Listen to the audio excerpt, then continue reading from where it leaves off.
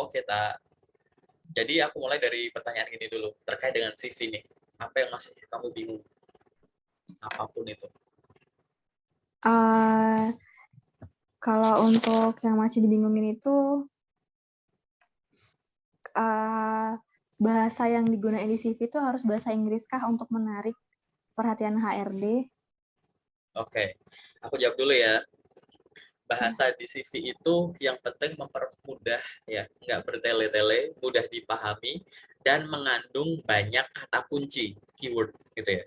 Kata kunci inilah Hmm. yang nantinya akan diekstrak dari CV, baik itu CV ATS maupun desain gitu ya. Kata kunci yang akan diekstrak, yang akan dicocokkan dengan kualifikasi yang dibutuhkan untuk posisi tersebut. Itu dulu kuncinya. Oke? Nah, sekarang bahasa bagaimana? CV akan lebih menarik kalau dibuat menggunakan bahasa asing.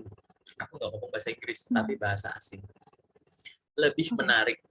Karena selain menyampaikan informasi dalam tanda kutip kata-kata kunci tadi, yang kamu menjual kemampuan diri, kamu di situ juga pamer kemampuan bahasa kamu.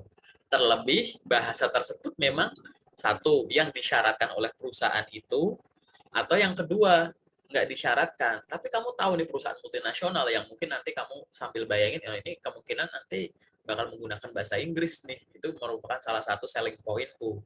Gitu. Sehingga pertama itu adalah kamu pastikan dulu deh. Asalkan kamu paham dulu. Jadi terkait dengan ini informasi kata-kata kuncinya udah ada semua nih. Nah, setelah itu kalau bisa dikonversi dengan bahasa asing. Paling simpel bahasa Inggris. Itu. Jadi kalau menjawab apakah lebih menarik kalau penulisannya dengan bahasa Inggris? Ya. Tapi jangan lupa isinya dulu dipastiin mengandung banyak kata kunci. Gitu tak? Masih bingung nggak? Atau apa ya terkait dengan bahasa nih misalkan? Udah dimengerti. Cuman takutnya adalah ketika saya kan nggak jago banget bahasa Inggris, terus saya nulis CV itu pakai bahasa Inggris. Nah, begitu ditanya ke bahasa Inggris, kok nggak kemampuannya nggak sesuai gitu. Jadi takutnya dipertanyakan bahasa Inggrisnya. Oke, jadi kayak begini. Itu sisi positifnya adalah kamu sadar kamu nggak bisa bahasa Inggris dengan baik. Oke? Jadi yang harus kamu lakukan itu adalah ya sudah nggak apa-apa kalau kamu mau tulis dengan bahasa Indonesia. Misalkan di lowongan itu memang tidak ada kualifikasi khusus harus menggunakan bahasa Inggris. Tapi aku sangat menyarankan untuk menggunakan CV berbahasa Inggris kalau lokernya berbahasa Inggris karena itu nilai plusmu. Toh ada cukup banyak loker yang lokernya pakai bahasa Inggris, tesnya pakai bahasa Indonesia terus tuh, gitu. Nanti kalau nggak sesuai gimana? Nggak masalah. Yang penting kamu sudah mencoba. Yang pertama adalah mencoba memaparkan dengan bahasa Inggris. Tapi kan mencoba ini kan dalam tanda kutip bukan bunuh diri kan. Di balik kamu Hmm. mencoba ngelamar menggunakan bahasa Inggris, kamu di belakang juga belajar bahasa Inggris dong. Ya nggak? Ya. Nggak masalah gitu. Rekrutmen itu merupakan suatu proses yang terprogram. Namun ada fleksibilitas di dalamnya. Kadang orang berbahasa Inggris pas-pasan nggak masalah kok, asal kita ngelihat di dia tekad untuk belajarnya ada gitu. Jadi jangan takut terhadap sesuatu yang belum kelihatan dulu. Gitu. Sadar bahwa bahasa Inggris kurang, itu modal yang bagus. Yang selanjutnya yang dia lakukan adalah memaksimalkan bahasa Indonesia, coba pakai bahasa Inggris, dan dibalik itu kamu tetap belajar. Udah itu aja. Gitu ya. Jadi Iya. belajar, kata kuncinya. Belajar, jangan takut. Gitu. Simpelnya gitu. Oke, apalagi? Terus sama kalau misalkan mau apply pekerjaan kan harus sesuai sama bidang yang dikuasai gitu ya di CV-nya. Aku yain dulu Nah, ya. kalau misal Oke, terus? ya, kalau misalkan di CV-nya ini ditulis di luar dari job desk-nya gitu, itu kayak berpengaruh gitu nggak sih? Oke, pertanyaan kamu sedikit aku variasi ya. Gitu. Yang tertulis di CV adalah semua hal yang kamu kuasai. Dalam tanda kutip, Ya. yang ada di CV itu ya menggambarkan kamu itu siapa, punya pengalaman apa, which is pengalaman kerja, magang, organisasi, kepanitiaan, seminar, training gitu-gitu ya. Dan akhirnya Ya. kamu bisa apa? Minimal itu dulu. Kamu siapa? Saya adalah jadi seolah-olah tuh CV kamu disodorin tuh seolah-olah tuh CV-mu ngomong, saya adalah seorang lulusan jurusan ini dari universitas ini dengan IPK sekian. Saya memiliki pengalaman organisasi sebagai ini. Saya juga memiliki pengalaman magang ini. Dengan melalui itu semua, saya jadi memiliki skill antara lain ini. Selain itu, saya juga aktif dalam kegiatan sosial ini. Saya juga memiliki prestasi ini. Gitu. Jadi seolah-olah tuh CV-mu bisa ngomong itu. Jadi apapun yang tertulis di CV, mayoritasnya adalah apa yang sudah kamu lalui dan sekarang kamu bisa apa. Oke? Mungkin ada sedikit porsi kalau kamu masukin special interest gitu. Atau kamu sedikit masukin apa yang sedang kamu pelajari gitu. Gitu. Jadi CV itu yang gambarin kamu yang sekarang, yang terkini, yang terupdate gitu. Nah, perihal nanti CV ini apakah harus untuk pelamar yang sesuai jurusan? Ya tidak, gitu. Itu tadi pertanyaannya mungkin ya. Bukan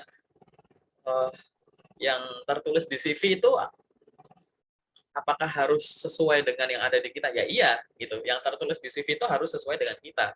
Tapi CV ini tidak harus untuk pelamar sesuai dengan jurusan kita, gitu.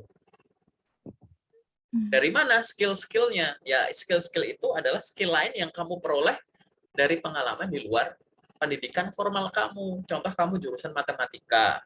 Di CV kamu ya kalau kamu belajar kuliah matematika dan lain-lain ya CV kamu warnanya warna matematika, paham ya? Warna coraknya itu corak matematika. Tapi kalau di luar itu kamu ikut training ini itu, pernah ikut pelatihan ini itu, ikut seminar ini itu gitu ya.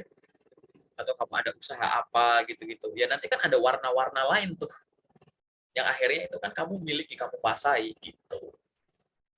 Jadi kamu tuh nggak ada istilah kamu jurusan matematika harus jadi guru matematika, dosen matematika, jadi data scientist misal, jadi aktuaris lah gitu-gitu. Enggak. Buktinya apa ya? Itu di loker banyak kan loker tiap hari yang muncul semua jurusan itu banyak. Bahkan lokernya nggak semua jurusan pun pasti ada minimal S1 ini, kayak gitu. Jadi nggak masalah gitu. Atau D3 ini nggak masalah. Gitu. Ya. Nah, nanti yang jadi masalah adalah sekarang ini pertanyaanku. CV kamu itu cuma kamu pakai untuk melamar sesuai jurusanmu, sesuai bidangmu atau tidak? Kalau sesuai jurusanmu, aku nggak mau bahas deh. Yang dibahas adalah kalau memang CV ini digunakan juga untuk melamar di luar jurusanmu, gitu ya, luar prodimu, kira-kira skill apa yang kamu tonjolkan di situ? Jadi sambil plototin CV sambil kayak, oh ini sesuai jurusanku, take out, dibayangin ya. Terus habis itu ternyata kalau di luar jurusanku tuh ya tinggal ini gitu. Coba deh iseng digituin. Jadi kalau mau ngelihat ya, itu namanya introspeksi CV gitu ya. Koreksi CV itu bukan, aku nggak suka bilang koreksi, itu introspeksi. Caranya CV-mu itu kamu lihat versi Word-nya, Microsoft Word-nya, terus yang di luar bidang kamu, di luar jurusan kamu warnanya diganti deh atau dikasih background color merah misalkan gitu. Jadi ketahuan tuh. Kamu highlight kayak seolah kamu stabilo gitu ya. Oh, ternyata yang di luar jurusanku kemampuanku cuma ini ya gitu. Misalkan oh ini udah banyak gitu. Atau ini masih dikit ya gitu. Atau mungkin lo kok cuma ini padahal aku juga bisa ini loh ya di luar kemampuanku gitu. Masukinnya di mana ya gitu. Itu nanti akhirnya jadi skenario tuh gitu. Jadi tahu apa yang harus aku masukin, apa yang harus aku singkirin gitu. Apalagi Terus kalau saya pernah dengar itu kan lebih baik CV itu 1 lembar. Ya, ya, kalau aku yain dulu ya, karena kan setahu kamu saya gitu. ya setahu kamu, jadi nggak bisa aku bantah. Oke, Ya, terus ya. Nah, jadi kalau misalkan CV lebih dari 1 lembar gitu, apakah mengurangi keindahan dari CV-nya atau gimana gitu? oke, aku kasih tahu ya, CV itu dinilai bukan dari halamannya, tapi dari isinya. Yang pertama, yang kedua, aturan global CV adalah CV itu pada dasarnya itu boleh berlembar-lembar gitu ya. Tapi memang ada aturan atau guidance-nya bahwa CV itu maksimal 3 lembar saja. Kalau kebanyakan, ke belakang-belakang itu nggak akan dibaca. Tapi sama sekali belum pernah ada referensi yang aku tahu bahwa CV itu harus 1 lembar. Yang ada itu kalau kamu mau bikin resume gitu ya, resume itu. Resume sama CV itu bedanya apa? Resume itu lebih singkat sehingga gitu ya. Resume itu bakal lebih padat daripada CV, which is jatuhnya 1 lembar gitu. Tapi kalau Hmm. wajarnya ya CV 2 lembar, bukan 2 lembar, sorry, 2 halaman, gitu ya. 2 halaman Oh. gitu. 2 halaman tuh ya 1, 2 gitu. Kalau 1 lembar bolak-balik kan udah 2 halaman. Gitu. Kayak gitu ya, gitu kan nggak dibikin bolak-balik kan. Gitu. Jadi nggak ada aturan sama sekali, aku belum tahu, nanti kalau kamu tahu silahkan aku dikoreksi, nggak ada aturan bahwa CV itu harus 1 halaman, itu nggak ada aturan itu. Dan satu lagi, masalah orang-orang yang mengejar halaman adalah, itu tadi fokusnya sama, aduh, cuma 1 halaman nih, apalagi yang dimasukin gitu. Jadi dia sibuk untuk ngepas-ngepasin gitu.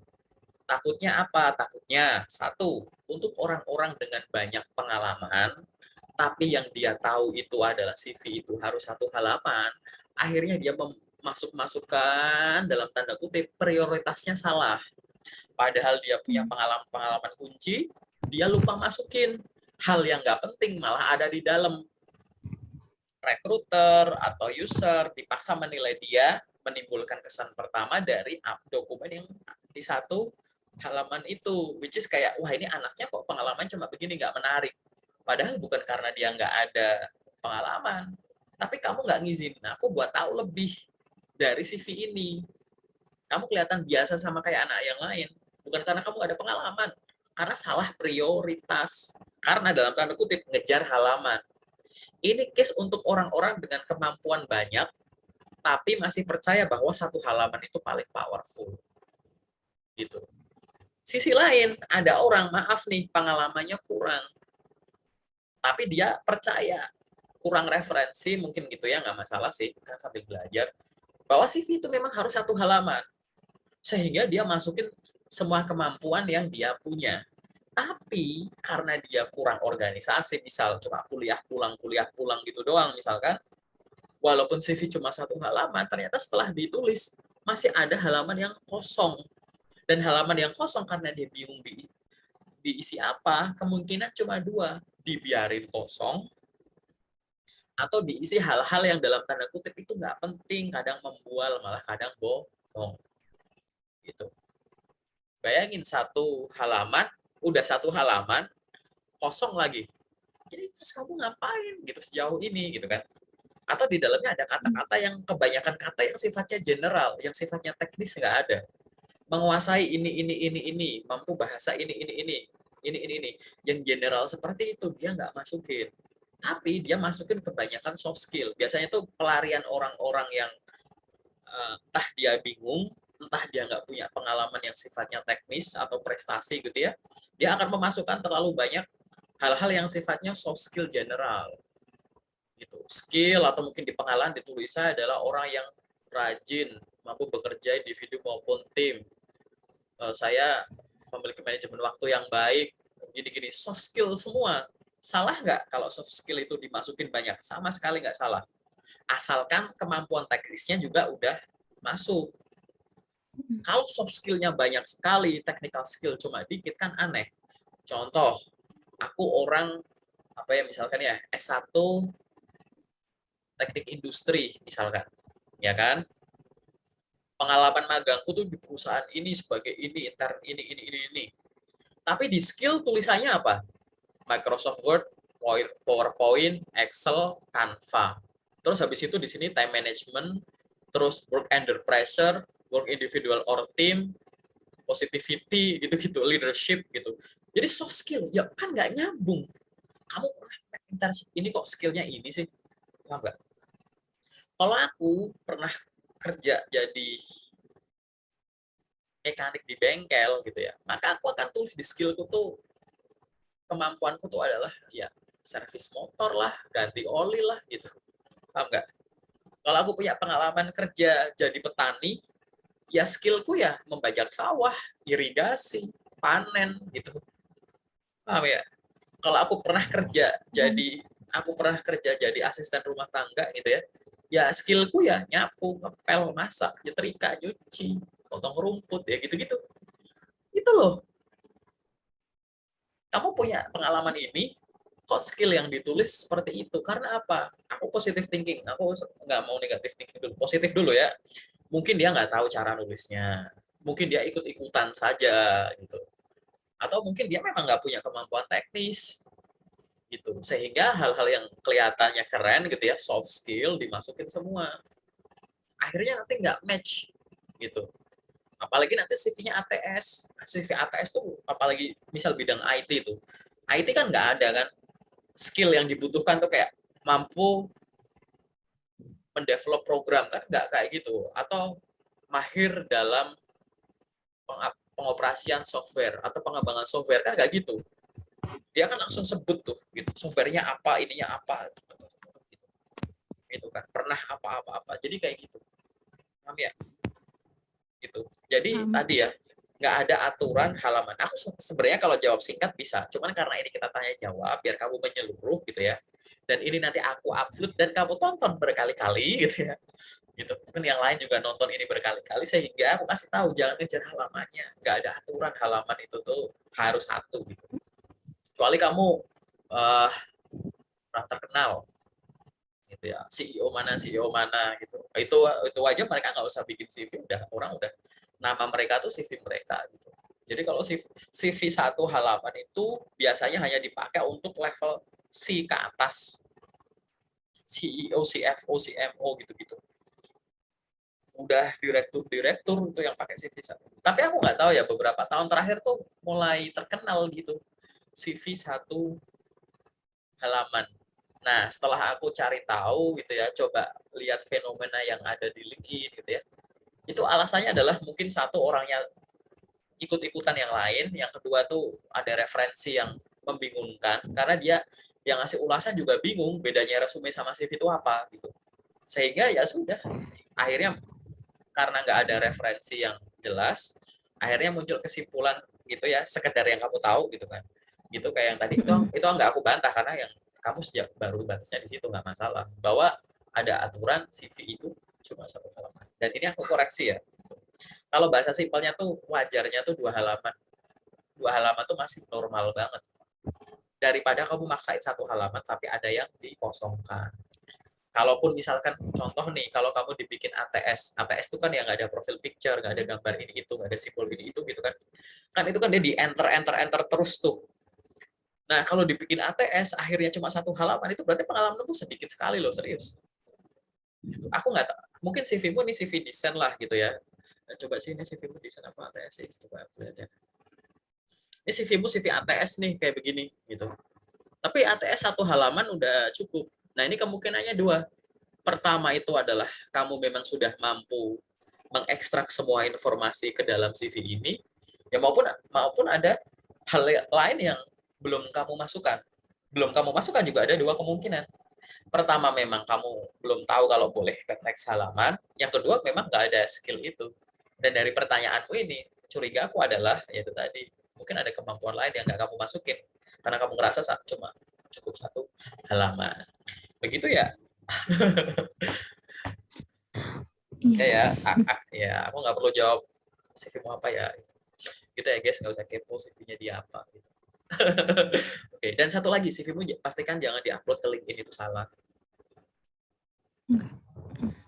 Jangan mengikuti manusia-manusia yang lain. Kalau diupload gitu emang resikonya Banyak apa? banyak sekali resikonya, mulai dari tanpa resiko sama resiko negatif gitu.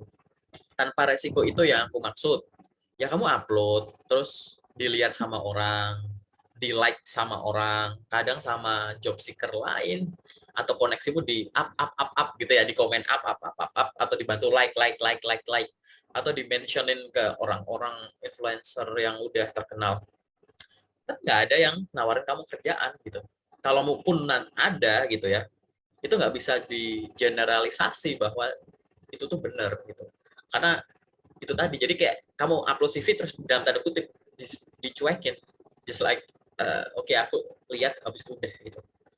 Atau sifatnya nanti kan negatif tuh pencurian data bisa, penyalahgunaan juga bisa gitu ya. Biasanya kalau dicuri pasti akan disalahgunakan.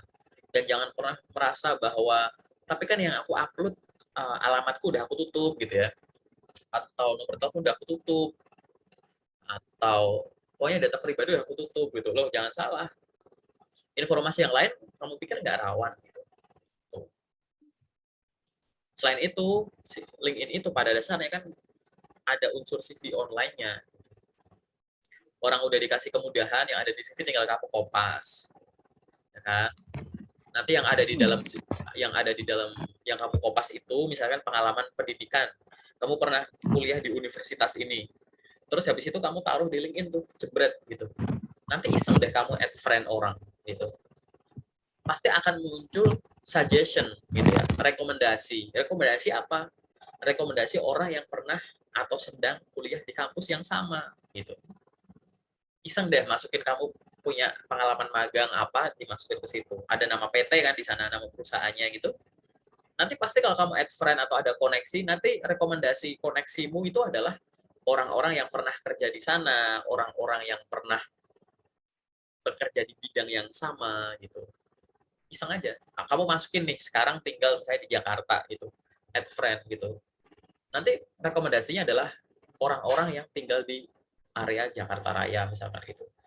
Hal itu semua akan cuma bisa dilakukan pada saat setiap informasi di CV itu kamu kopas, jadi ngisi menu-menu yang ada di profil kamu, bukan bikin akun seadanya setelah itu upload CV, bukan gitu. Tapi Kak, ada tuh yang CV-nya kayak kosongan tapi akhirnya dapat kerja, ya bisa. Tapi bukan itu cara pakainya. Aku sering pakai kalimat ini ya, di mungkin nanti kalau kamu nonton video yang lain. Aku udah ngasih tahu nih, tak nancepin paku pakai palu. Enggak kok Kak, itu buktinya ada tuh yang pakai batu jadi tetap bisa nancepin paku. Ya bisa, tapi bukan untuk peruntukannya, paham nggak? Kayak gitu. Iya. Gitu. Jadi jangan jangan eh, tadi ya, aku lebih akan ngajarin teman-teman, khususnya teman-teman yang ada di komunitas grup bloggerku ya, bahwa gunakanlah sesuatu sesuai porsinya. Karena kalau sesuatu pada tempatnya tuh enak, enak banget serius. Gitu ya jawabannya ya. Aku sengaja kemana-mana karena kita diskusi. Oke? Okay? Tuh, apalagi tak yang masih kamu bingung soal CV? Tadi kan Bapak bilang kalau resume itu dipadetin. Hmm, Berarti resume itu CV yang lebih dirangkum lagi gitu. hmm, gitu. Jadi CV yang cuma menonjolkan kemampuan profesionalnya. Dalam tanda kutip gini, kalau sebagai seorang fresh graduate, resume sama CV itu tidak akan terlalu kontras banget. Oke? Okay? Mm-mm. Tapi kalau sebagai orang punya pengalaman, itu akan kontras. Contoh kontrasnya gini, misalkan orang udah punya pengalaman kerja 5 tahun gitu ya, atau 10 tahun, terus pernah pindah beberapa perusahaan. Kalau dia bikin versi CV kan ada informasi pribadinya banyak gitu ya, terus pengalaman kerja masuk, pengalaman organisasi masuk, sertifikasi masuk gitu ya. Tapi kalau akhirnya Mm. orang berpengalaman kerja ini, ya CV-nya diringkas jadi resume itu, dia akan masukin profil pribadi sedikit, terus yang ditulis cuma pengalaman kerja dia. Bahkan organisasi aja nggak dia masukin. Skills tuh yang dia masukin cuma per poin-poin gitu. Itu nggak bakal dia masukin. Karena dalam satu halaman ini, dia cuma pengen nonjolin, ini pribadi saya, ini pengalaman kerja saya, ini prestasinya. Udah, gitu. Dia cuma nonjolin itu. Ya sekarang coba dibayangin seorang fresh graduate, kurang pengalaman magang organisasi kepanitiaan, training gitu ya, bikin CV. Itu malah seolah-olah udah jadi resume itu. Ya kan? Ya kan udah nggak ada apa ya, sari apa lagi yang mau dihilangin, orang dia cuma punyanya itu gitu loh. Itu maksudku. Nanti kamu bisa ngeliat di video yang lain kalau kamu tonton di YouTube. Iya, YouTube bahwa yang dicari dari seorang fresh graduate itu apanya sih gitu ya. Apa sih yang harus dipamerin? Fresh graduate itu akan dilihat dari keseimbangan prestasi akademis dan prestasi non akademis. Seolah-olah tuh dengan CV-mu tuh kamu pamer gini loh. Ini loh saya dari universitas ini, lulusan universitas ini dengan IPK sekian. Ini loh prestasi akademis saya. Nah, selain saya punya prestasi akademis ini, saya juga sibuk loh di luar. Ini loh prestasi non akademis saya pernah ikut ini itu, menjabat sebagai ini itu, saya pernah ini itu. Imbang gitu. Jadi kan seolah-olah aku sebagai HR melihat kamu sebagai potensial, kenapa? ini anak akademisnya bagus nih, nilainya tinggi, kampusnya bagus, ininya bagus, gitu-gitu kan.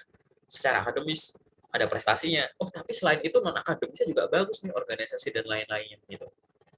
Itu yang sifatnya keseimbangan. Atau mungkin misalkan keseimbangan tuh nggak harus yang dua-duanya bagus. Jadi misalkan, oh ini anak IPK-nya kok nggak terlalu tinggi, kenapa ya? Gitu kan. Dari sisi akademis nggak terlalu nonjol. Akan dilihat dari non akademisnya, oh ternyata dia kuliah sambil kerja, dia sibuk kerja nih, kerjanya banyak, pengalaman kerjanya banyak. Jadi kayak maklum gitu. Gitu. Atau oh ini nilainya nggak terlalu tinggi karena dia ada prestasi ini gitu. Atau ada ikut organisasi di luar ini, kegiatan ini gitu. Jadi kayak oke, ini tinggi bagus. Kalau nilai akademisnya turun, ini kamu sibuk ngapain gitu. Dan akhirnya akan menjadi tidak menarik pada saat nilaimu bagus, nilaimu oke lah, tapi nggak bagus-bagus amat. Tapi dari sisi di luar kegiatan akademismu, nggak ngapa-ngapain. Nah, terus hidupmu ngapain? Selama kuliah ngapain? Atau selama periode SMA ngapain? Gitu. Itu loh. Itu yang dicari dari fresh grade itu keseimbangan prestasi akademis dan non akademis. Nggak harus seimbang, tapi kalau salah satu turun akan dimaklumi. Pengalaman organisasi sama kepanitiaan tuh ada, tapi nggak banyak. Ya udah nggak apa-apa, karena kamu di sini udah sibuk ikut misalkan ada penulisan paper internasional apa, pernah pertukaran pelajar, ada summer camp atau apalah gitu-gitu, terus IP kamu tinggi sekali gitu, itu karena ada dimaklumi itu. Atau misalkan nilai akademismu yang agak turun, tapi organisasi kepanitiaan volunteer gini-gini itu banyak, ada freelance magang banyak gitu, ini dimaklumin. Kalau dodanya bagus, wah ini dicari. Nah, tapi kalau dodanya turun, kamu sibuk apa, paham ya? Itu yang dicari dari seorang fresh grade. Nah, kalau dari seorang profesional yang punya pengalaman kerja, yang dicari adalah, yang dilihat pertama kali adalah pekerjaanmu. Jadi pernah kerja di mana, fungsinya apa, kamu akhirnya sekarang punya kemampuan teknis apa, saat kerja di sana prestasimu apa. Jadi pengalaman kerja tuh akan dilihat banget. Nah, poin yang kedua adalah training, yang sifatnya pengembangan diri. Baik training yang in-house dilakuin sama perusahaan yang kamu pernah kerja di sana gitu, atau training-training di luar, training sertifikasi gitu yang inisiatifmu sendiri untuk meningkatkan kemampuan pribadi gitu. Itu yang dicari dari seorang profesional kerja. Yang tetap akhirnya nanti akan dibalikin lagi dengan semua yang sudah kamu lalui ini, ya kan, karakter si kandidat ini udah cocok belum untuk job desk ini, yang nantinya tanggung jawabnya seperti ini. Itu sih, Pak. Ya. Bisa kamu dengar Terus mau berkali-kali nanya, ini. Apa tuh? yang di LinkedIn, kan di bagian kayak keahlian gitu sama yang apa ya, experience-nya gitu, itu kan kayak nyantumin sertifikat gitu. Oke. Ntar ya, aku sambil cek HP ya. Terus Ya, nyantumin nah sertifikat ya. Di bagian ya apa tak? Di bagian apa tak maksudmu? Training and sertifikat, certification? ya sertifikat keahlian gitu. Nah itu lebih baik dicantumkan atau nggak usah gitu? Kalau sertifikat keahlian sih mungkin kamu lebih lebih ke cantumin, menurutku nggak apa-apa, tapi paling nggak tertulis aja sih kata-kata kuncinya tak. Kalau pengalaman kerja juga kayak gitu.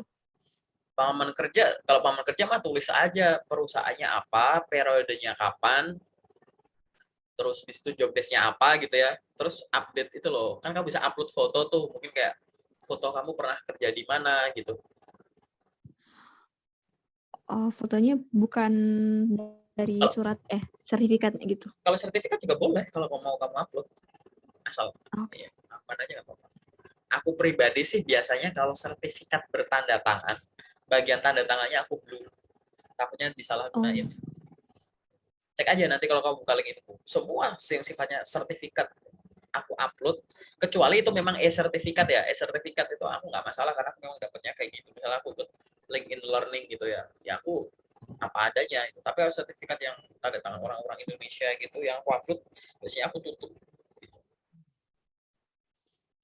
Pakai kata-kata apa gitu.